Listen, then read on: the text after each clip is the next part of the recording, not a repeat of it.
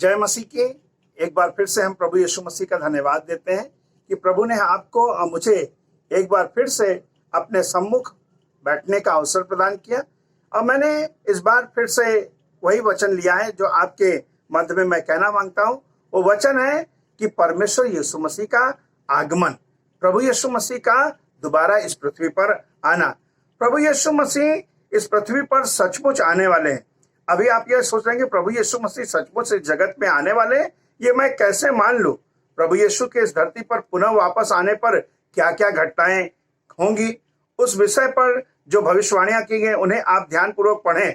धर्मशास्त्र की भविष्यवाणियों को पढ़कर वर्तमान के समय में संपूर्ण संसार में होने वाली घटनाओं के बारे में प्रमाण देखा जा सकता है कि प्रभु यीशु मसीह हमारे इसी जीवन में ही सचमुच आने वाले।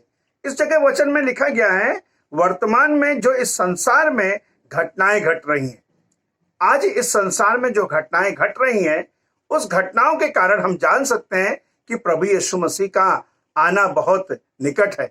प्रभु यीशु मसीह का आना बहुत निकट है। मेरे प्यारे भाइयों बहनों, यीशु मसीह मत्ती रचित सुसमाचार उसके 24 अध्याय में कुछ इस प्रकार से बातें करते हैं जब अपने चेलों से। तो मैंने इन सब बातों को लिख कर रखा है आपके लिए। कहते हैं यीशु मसीह 24 अध्याय के पद में कि जब यीशु मंदिर से निकलकर जा रहा था तो उसके चेलों में से एक ने उसको मंदिर की रचना दिखाने के लिए उसके पास आकर उससे कहा, हे गुरु, देखो कैसे विशाल पत्थर और कैसे भव्य भवन है। यीशु ने उससे कहा, वे दिन आएंगे कि क्या तुम ये बड़े बड़े भवन देखते हो, यहाँ पत्थर पर पत्थर भी बचा ना रहेगा जो ढाया ना जाएगा। ये वचन 17वीं सदी में पूरा हुआ। मेरे प्यारे भाइयों बहनों, बहुत सारे बड़ी बड़ी इमारत थी, बहुत सारे बड़े बड़े मंदिर थे, वो सब ढा दिए गए। यहाँ तक कि यरूशलेम का मंदिर भी ढा दिया गया। मैं ये कहना ये चाहता हूँ कि प्रभु यीशु मसीह ने जो बातें कही हैं वो अपने आगमन के बारे में, वो वाली सारी बातें सच होंगी। क्या उस यीशु के आगमन के लिए हम अपने आप को तैयार करते हैं? साधारण तरीका है, जब हमें पता चले कि हमारे जीवन में, हमारे घर में, हमारे प्रदेश में, हमारे देश में कोई जन आने वाला है, तो हम क्या करते हैं? हम अपने आप को तैयार करते हैं। उसी प्रकार से आपको भी अपने आप को तैयार करने की आवश्यकता है। आप अपना जगह को ठीक करें, अपना जीवन को ठीक करें, अपना घर को ठीक करें। और मैं ये कहना मांगता हूं कि बहुत दफा ऐसा होगा कि यीशु का आना तो होगा, आगमन, लेकिन उस समय क्या हमने अपने आप को तैयार करके रखा है? प्रभु का वचन कहता है, एक दिन यशायाह से परमेश्वर कहने लगा, कौन है, कौन जाएगा? तो उस समय यीशु का वचन सुनकर यशायाह ने इस बात को बोला। मालूम क्या बोला? कहने लगा, मैं यहां हूं, मुझे भेज। इसका मतलब है वो तैयार है। मेरे प्यारे भाइयों बहनों, क्या आप तैयार हैं? जो लोग तैयार होते हैं उनके एक्टिविटीज से पता चल जाता है। कभी कभी किसी को बोलो कि भाई आज शाम को प्रचार करना है, आज शाम को वर्शिप करानी, कि भैया हमको एक हफ्ता पहले बताया नहीं। मेरे प्यारे भाइयों बहनों, जो तैयार होता है उसको चाहे तुरंत बोलो, तुरंत प्रचार करने के लिए तैयार हो जाएगा। आप उसको गीत गाने के लिए बोलो, गीत गाने के लिए तैयार होगा। तैयारी का ये प्रभु का वचन कहता है, आत्मा तो तैयार है परंतु हमारा शरीर कमजोर है, शरीर दुर्बल है। इसका मतलब है आत्मा तो तैयार है लेकिन हमको अपने शरीर को तैयार करने की आवश्यकता है। आत्मा और परमेश्वर हमारे शरीर का भी ख्याल रखने वाला परमेश्वर है। परमेश्वर के वचन में लिखा गया है कि जब वो जैतून के पहाड़ पर मंदिर के सामने बैठा था तो पतरस, याकूब और यूहन्ना और आंद्रियास ने अलग जाकर उससे पूछा, हे गुरु, हमें ये बातें बता दे कि कब होंगी और तेरे आने का और जगत के अंत का क्या चिन्ह होगा। तो मत्ती रचित सुसमाचार 24 अध्याय के 3 पद में यीशु मसीह कहने लगे कि ये वाली बातें घटेंगी। फिर आगे यीशु मसीह 4 और 5 पद में कहते हैं, बहुत साधारण सा बात लिखा गया है, सावधान रहो, कोई तुम्हें भरमाने ना पाए, क्योंकि बहुत से ऐसे होंगे जो मेरे नाम से आकर कहेंगे मैं मसीह हूं, और ये भी कहेंगे कि समय निकट आ पहुंचा, बहुतों को भरमाएंगे और तुम उनके पीछे ना चले जाना। आज सारी दुनिया में जो ये रोग फैला हुआ है, इसके कारण सब लोग कह रहे हैं कि दुनिया का अंत आ गया है, दुनिया खत्म होने वाली है। दुनिया इतनी जल्दी खत्म नहीं होगी क्योंकि बहुत सारे अभी काम होने बाकी हैं। मेरे प्यारे भाइयों बहनों, प्रभु का वचन कहता है, जैसे लिखा गया है, ये तो प्रसव पीड़ा का आरंभ मात्र है। इसका मतलब है ये रोग जो है ये अभी शुरुआत है और इसके बड़े बड़े भयंकर परिणाम सामने आएंगे। बहुत सारे लोग इस तरीके से बीमारी से ग्रस्त होंगे कि वो शायद अपना जीवन भी खत्म कर ले। बहुत सारे ऐसे भी लोग होंगे जो इस बीमारी को नाम सुनते ही उनका हार्ट अटैक हो जाएगा।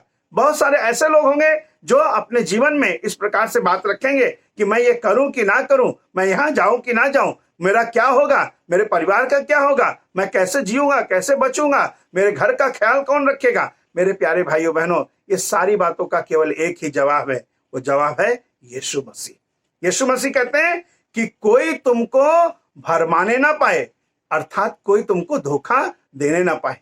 इसका मतलब है बहुत सारे ऐसे लोग भी उठ खड़े होंगे जो चुने हुए लोगों को भी, परमेश्वर यीशु पर विश्वास करने वाले लोगों को पर भी ऐसा काम करेंगे कि वो लोग भी भ्रमित हो जाएंगे, वो लोग भी अपना विश्वास को छोड़ देंगे, कहेंगे चलो हम दूसरे रास्ते पे चलते हैं। मेरे प्यारे भाइयों बहनों, यीशु का आगमन निकट है और उस आगमन के लिए क्या आप तैयार हैं? आप अपने आप को तैयार करते हैं? मैंने अपने आप को तैयार करके रखा है। कह रहे कि जब कभी यीशु तुम आ जाओ, अगर मेरा आज की रात में प्राण खत्म होता है, अगर आज की रात में मैं मर जाता हूं, तो मुझे मालूम है मेरा प्रभु मुझे लेके जाएगा, क्योंकि मैं हर दिन अपने गुनाहों की माफी मांग लेता हूं। तो आप सोचते होंगे क्या पास्टर होके क्या गुनाह करते हो? मैं कहना मांगता हूं, गुनाह जो है हमारे द्वार के पास छिपा बैठा रहता है। प्रभु का वचन कहता है कि पाप द्वार पर छिपा बैठा रहता है और इस ताक में रहता है कि किसके ऊपर वो आक्रमण करके उसे फाड़ खाए। मेरे प्यारे भाइयों बहनों, इसका काम हमारे लिए एक ही है कि वो हमारे जीवन को खराब करना चाहता है। लेकिन मेरे प्यारे भाइयों बहनों, आपको घबराने की जरूरत नहीं है। वो हमको फाड़ खाने के लिए तैयार है, हमें मार डालने के लिए तैयार है।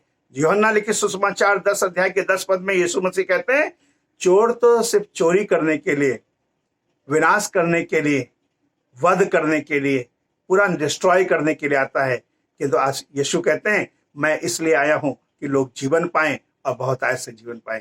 यीशु मसीह अभी भी चाहता है कि उसके आगमन से पहले आपका जीवन परिवर्तन हो जाए। परमेश्वर का वचन कहता है कि कोई भी व्यक्ति नाश ना हो, यह परमेश्वर की इच्छा है। एक भी व्यक्ति नाश ना हो, हर एक व्यक्ति उद्धार पा सके।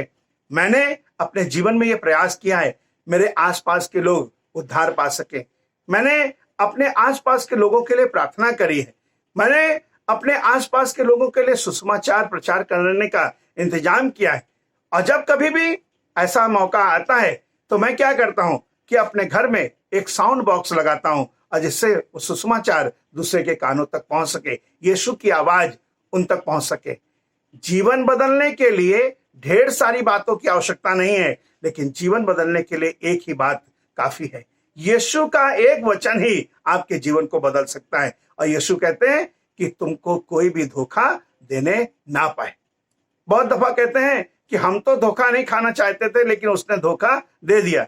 लेकिन हमने धोखा नहीं खाया, लेकिन नुकसान किसका हुआ? उसी व्यक्ति का जिसने धोखा खाया। जो धोखा देने वाला है वो तो चला गया। आपको आपके जीवन में परमेश्वर यीशु मसीह आपके जीवन में काम करना चाहता है। ये हालांकि उदाहरण बहुत पुराना है, लेकिन बहुत अच्छा है। आदम और हवा हर वक्त परमेश्वर के सामने आते थे, उनके आने से खुशी उनको होती थी। लेकिन उनके आने से पहले आज आदम और हवा के जीवन में कौन आ गया? शैतान आ गया, सांप का रूप धरकर आ गया और उसने उनको भ्रमित कर दिया, उनको ऐसे चक्रव्यूह में फंसा दिया कि वो क्या करें क्या ना करें। अगर कहते हैं अगर हम मानेंगे तो सच में हमारी आंखें खुल जाएंगी, लेकिन वो भूल गए थे तो उनकी आंखें तो पहले से खुली थी। और दूसरा नया काम क्या होना था? मेरे प्यारे भाइयों बहनों, आज आपको कोई धोखा देने ना पाए। आज अपने आप को उस परमेश्वर के हवाले करें जो आसमान और जमीन का बनाने वाला परमेश्वर है, जो हमारा उद्धार करने वाला परमेश्वर है, जो हमारा ख्याल रखने वाला परमेश्वर है। वो यीशु एक बार फिर से आएगा और यीशु कहना चाहते हैं कि जब मैं आऊं तो कोई भी व्यक्ति धोखा खाया हुआ ना हो। प्रभु कहते हैं कि सावधान रहो कि कोई तुमको धोखा देने ना पाए, मुझे कोई धोखा देने ना पाए। इसका मतलब धोखा देने के लिए बहुत सारे लोग आएंगे, प्रयास करेंगे। हर एक चमकने वाली वस्तु सोना नहीं होती, हर एक चमकने वाली वस्तु सोना नहीं होती। लेकिन मेरे प्यारे भाइयों बहनों, बहुत सारे ऐसे लोग होते हैं जो चमक कर देखकर अपने जीवन में धोखा खा जाते हैं। आप धोखा ना खाएं, आइए अपने आप को परमेश्वर के हवाले करें और उसके आगमन के लिए हम अपने आप को तैयार करें। यीशु आएगा। एक दिन गीत के लिखने वाले ने कहा, आने वाला आएगा मेरा महबूब, साथ में ले जाएगा मेरा महबूब। आने वाला आएगा जब दो भाग करेगा, आने वाला आएगा जब दो भाग करेगा। भेड़ों को वो एक तरफ और बकरी को वो एक तरफ, भेड़ों को दाहिनी तरफ रखेगा और बकरियों को बाईं तरफ। आप कौन सी तरफ रहना चाहते हैं? धर्मियों के लिए परमेश्वर ने दाहिनी तरफ इंतजाम करके रखा है। आइए उसके हवाले अपने आप को करें और प्रार्थना करें। प्रभु यीशु मसीह, हमें मालूम है आपका आगमन निकट है। हम अपने आप को तैयार कर सकें और आपके आगमन में प्रभु यीशु मसीह देरी ना हो। प्रभु देरी भी हो भी रही है तो भी कोई बात नहीं। परमेश्वर पिता, हम आपका धन्यवाद देते हैं और चाहते प्रभु हम धोखा ना खाएं। आपकी महिमा हो। यीशु मसीह नासरी के नाम में मांगते हैं, आमीन।